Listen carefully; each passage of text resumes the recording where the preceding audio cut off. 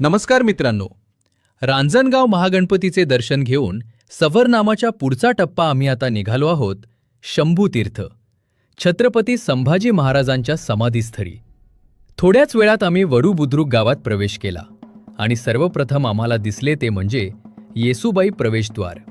इतिहासाचा अभिमान जपणारे हे प्रवेशद्वार पार करत विद्यार्थी आणि शिक्षक सगळे मिळून शिस्तबद्धपणे समाधीस्थळापर्यंत पोहोचलो. समाधीस्थळाच्या जवळच छत्रपती संभाजी महाराजांचा रुबाबदार पुतळा आहे.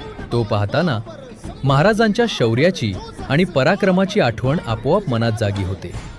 आत गेल्यावर आम्हाला शिवकालीन शस्त्रे, अवजारे आणि चित्रांचे सुंदर प्रदर्शन पाहायला मिळाले. विद्यार्थ्यांनी अतिशय उत्सुकतेनं ते सर्व पाहिले आणि इतिहासाशी जुळलेलं नातं अजून घट्ट झालं.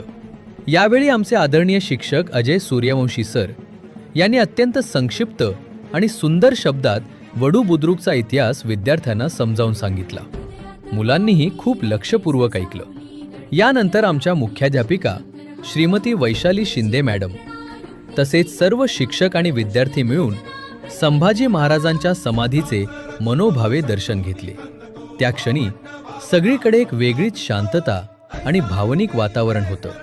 दर्शनानंतर आम्ही सगळ्यांनी मिळून शंभू महाराज की जय असा जयघोष केला आणि इतिहासाची प्रेरणा मनात साठवत पुढील प्रवासासाठी निघाला. हा अनुभव विद्यार्थ्यांसाठी फक्त सहलीचा भाग नाही, तर संस्कार आणि देशभक्तीची प्रेरणा देणारा क्षण ठरला. भरपूर सकारात्मक ऊर्जा आणि आशीर्वाद घेऊन आमच्या पुढील प्रवासाला निघणार आहोत. पुढील ठिकाणची कहाणी लवकरच आणतो.